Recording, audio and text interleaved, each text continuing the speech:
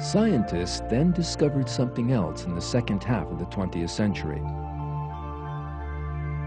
Life, and especially the living cell and the complex organelles within it, is full of the most complicated designs.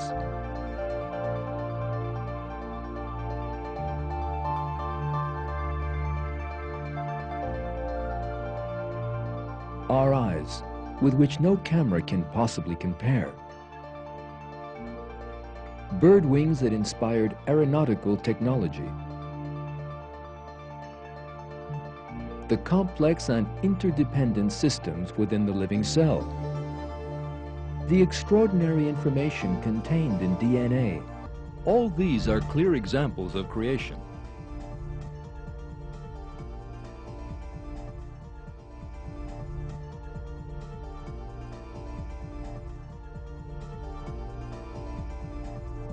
These scientific facts left Darwinism backed into a corner by the end of the 20th century.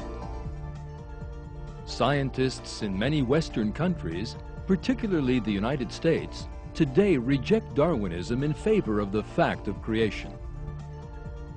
The reason for that is that the scientific facts show that life did not emerge by chance.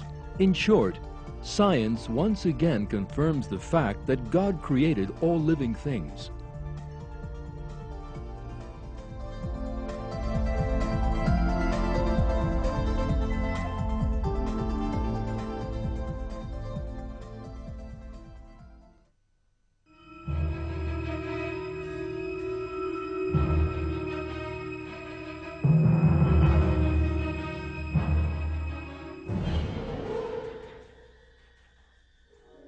The Austrian psychiatrist Sigmund Freud represented atheist dogma in the psychological field in the 19th century.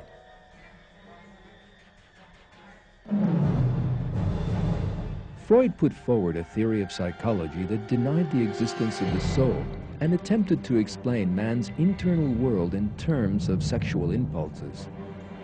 Freud claimed that to have accounted for the origin of psychological problems. Yet his theory actually encouraged new ones.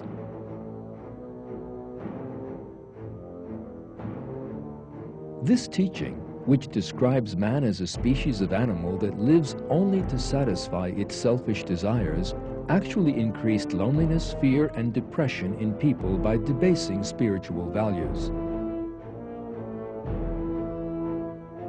Pictures by artists influenced by Freud depicted the dark world of that teaching.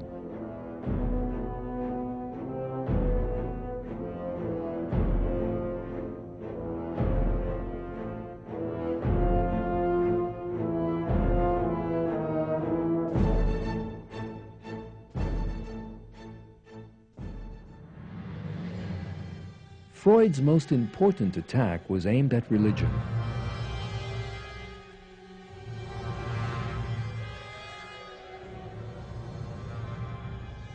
In his book, The Future of an Illusion, published in 1927, he alleged that religious belief was a kind of mental sickness and maintained that religious beliefs would disappear as man progressed.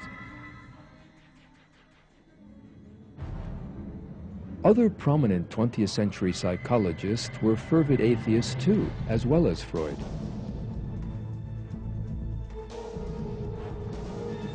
Boris Skinner and Albert Ellis, the founders of the behaviorist school and rational emotive therapy respectively, were the best known of these atheists.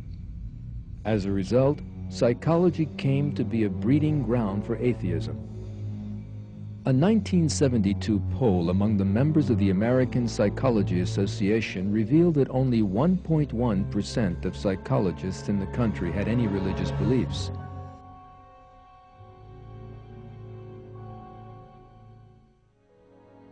Yet the great error into which most psychologists had fallen was unmasked by means of their own researches.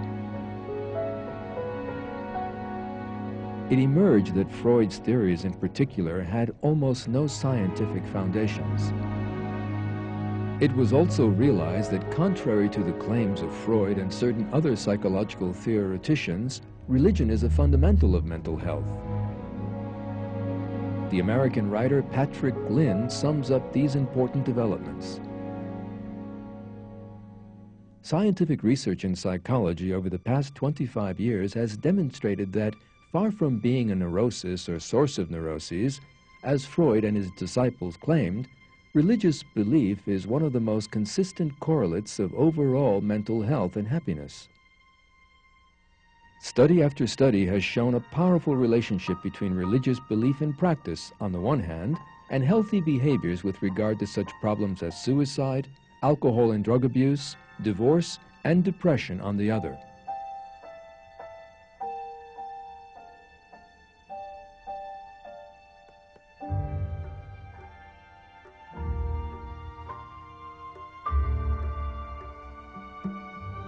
In other words, atheism suffered a terrible defeat in the realm of psychology.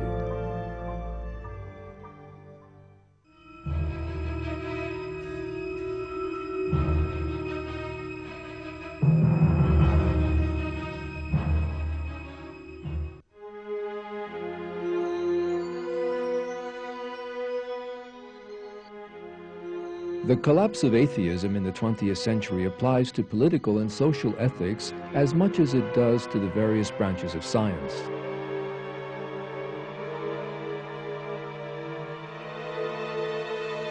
The overthrow of communism is one of the most important examples of this.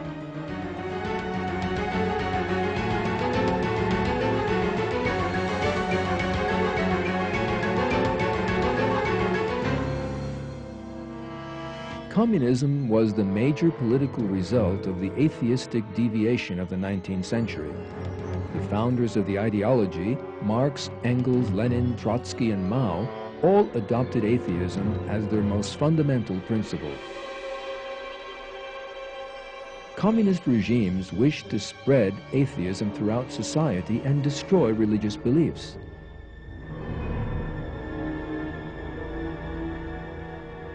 Terrible oppression was aimed at religious communities, particularly Muslims in Stalin's Russia, Red China, Cambodia, Albania, and certain Eastern Bloc countries. This even turned into genocide.